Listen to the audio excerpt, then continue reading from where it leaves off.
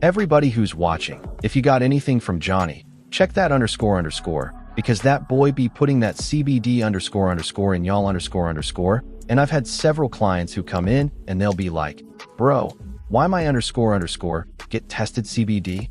Well, I don't __ no __, y'all got to ask Johnny, bro. That's Johnny's __, that's Johnny's production.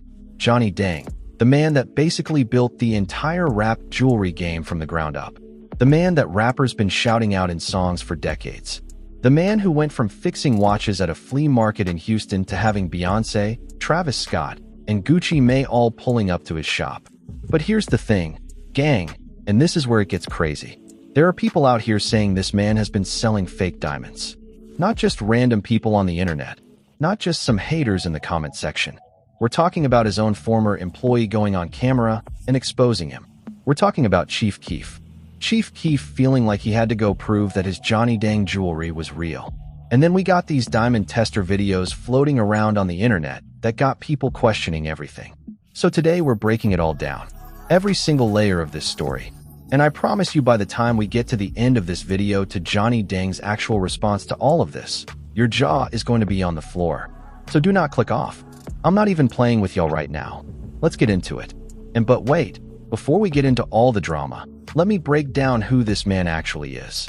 Because some of y'all might be sleeping on just how big Johnny Dang really is. So get this. Johnny Dang was born in Vietnam in 1973. His grandfather and his father were both in the jewelry trade. So, this man literally came from a jewelry bloodline. In 1996, when he was 23 years old, he moved to Houston, Texas with basically nothing.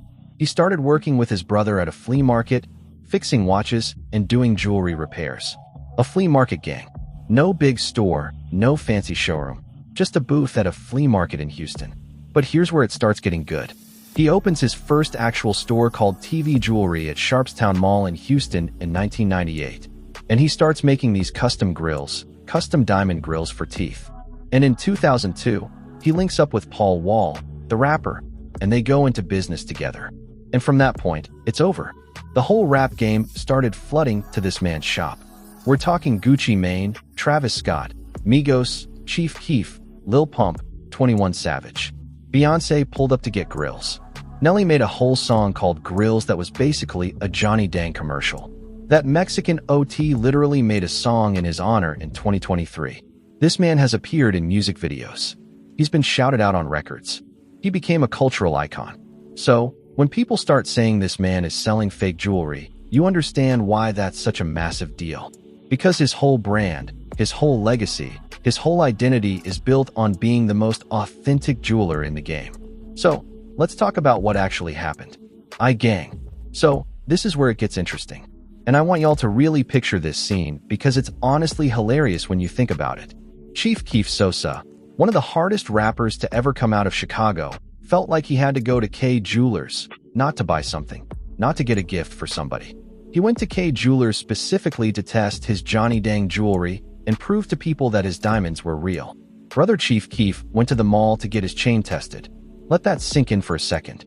So, what happened was there was doubt floating around online about whether the pieces Keef got from Johnny Dang were actually authentic.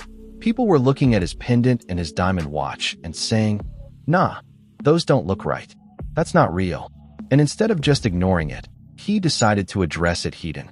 He pulled up to Kay Jewelers in California with his Johnny Dang pendant and his diamond watch, and he ran the diamond tester on both pieces.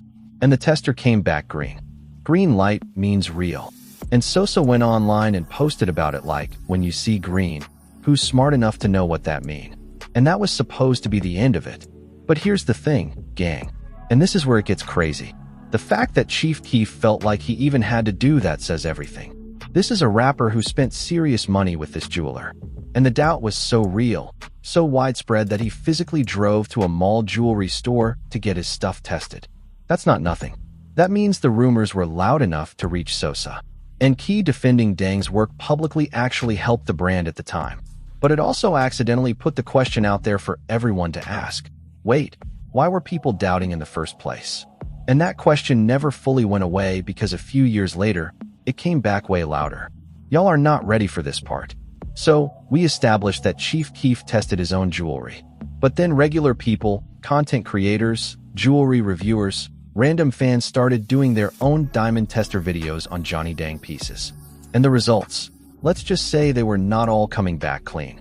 Videos started floating around on TikTok and YouTube of people running diamond testers on Johnny Dang's grills and chains and getting results that raised some eyebrows. Some pieces passed, some pieces not so much. And every time one of those videos dropped, the comment sections went absolutely crazy. Now, here's what you need to understand about diamond testers, though, and this is important because I don't want to put out wrong information. Not all diamond testers are built the same. There are cheap ones that give false readings. There are also newer diamond alternatives like moisite that can fool certain testers, and lab-grown diamonds, which look identical to natural diamonds, can test differently depending on the device being used. In fact, Johnny Dang himself addressed this when talking about lab-grown diamonds. He said, and I'm paraphrasing, that the difference between a lab diamond and a natural diamond is nearly impossible to see with the naked eye. That even a regular consumer cannot tell the difference, which is true. But that also means if someone paid for natural diamonds and got lab-grown ones, they'd have no idea. And that is exactly what the rumors started suggesting, that people were paying for natural diamonds and not necessarily getting what they paid for. Now, nobody took Johnny Dang to court over this. No rapper came out with a receipt in a lawsuit, but the chatter was there and it was getting louder. And then the Real bomb dropped. So, in April of 2021, a man named Jose Mata, who goes by Plug Joe, went on camera and basically blew the whole thing up. And who was Plug Gio? He was a former employee of Johnny Dang, someone who worked inside the operation, someone who knew how the shop worked from the inside out. And this man went on camera and claimed on record that Johnny Dang was selling rappers fake diamonds. Bro, I'm not even lying. His own employee, someone who worked for him, went public with these allegations. Now, think about how damaging that is. It's one thing when internet people speculate. It's one thing when a diamond tester gives a funny reading. But when someone who was literally inside your business, who watched how the pieces were made, who saw the transactions go down, who knows where the diamonds came from, when that person comes out and says something is off, that hits different. That's not a rumor. Now, of course, Johnny Dang's side fired back. His official business page confirmed that Ma had in fact worked for him and said that Ma abruptly quit in April of 2021, which is the same time this drama started popping off. And you can draw your own conclusions about why a man suddenly leaves a job and then immediately starts making videos accusing his former boss of fraud. But here's what makes it even messier. Plug Gio didn't just disappear after making those claims. He kept building his own jewelry career, and eventually he's the one who linked up with Sauce Wallah to create what they called the world's first permanent $1 million grill. And when Sauce Wallah revealed that grill, he said on camera, "I'm going to take out Johnny Dang's and put in the Gios," basically saying his old pieces weren't up. Put some respect on my name. No cap. That's actually crazy because now you got a whole public situation where a rapper is publicly switching from Johnny Dang to his former employee, and that former employee is the same one who made the fake diamond accusations. The whole thing is layered, gang. But wait, because it's not just the fake diamond angle. There's another part of this story that people don't talk about enough, and it hits just as hard. Lil Durk, one of the biggest names in rap right now, went on his Instagram story and basically told the whole industry that jewelers are out here scamming people and not just small local jewelers. He was talking about the big names. He wrote, "Stop buying all this jewelry without knowing what you're doing. A lot of the shady fake and some is overpriced. Get one jeweler and stick to them. I'm telling you, y'all going to be pissed when the truth come out." Y'all seeing this? When Lil Durk says the truth is going to come out, people listen. This is a man who has spent hundreds of thousands of dollars on jewelry throughout his career. He knows the game. He knows these jewelers. And he's warning people that a lot of what's being sold out here is fake or overpriced. And then later he went even further. He posted, "Don't blame the rapper or athletes anymore. Blame the jeweler for selling them that bogus stuff." He's literally redirecting the entire blame. He's saying, when you see a rapper with fake jewelry, stop laughing at the rapper. Go look at who sold it to them. Now, Durk didn't say Johnny Dang by name. I want to be clear about that. But he did. I promised you at the beginning because through all of this, the diamond tester videos, the Plug Gio accusations, the Saucika situation, Lil Durk's warnings, Johnny Dang did not stay quiet. First, on the Plug Geo situation, Deng's official response was to put it into context. He confirmed that Geo was a former employee who left abruptly. The implication was clear. This is a disgruntled ex-worker trying to damage a brand he no longer had access to. And in the business world, that framing actually holds weight because we've seen this pattern before where someone leaves a company on bad terms and then starts making allegations. It doesn't mean the allegations are false, but it does give context for why they're being made. On the Sauce Walka situation, this is where Deng showed the most emotion. When Sauce went public about switching jewelers and basically said he was upgrading from Johnny Dang to Plug Geo, Deng came out and said, "I always support Houston families, the community, the city where I started from the bottom. It's all good. You can shop around the world. You don't need to put my name in there. But if you mention my name, put some respect on my name." Oh my God, that's cold. That's actually cold. Because he didn't go crazy. He didn't threaten anybody. He didn't even deny anything directly. He just said, "If you're going to use my name, use it with respect." That's the response of a man who is secure in what he built. That's the response of someone who knows his legacy is bigger than one rapper switching jewelers. And Sauce Walka, he actually kept it real in the comments. He wrote back saying there were no hard feelings, that Deng was still a goat, and that he just wanted his pictures on the wall like the out-of-town artists get, which tells you that even Sauce, who publicly switched, still respects the man.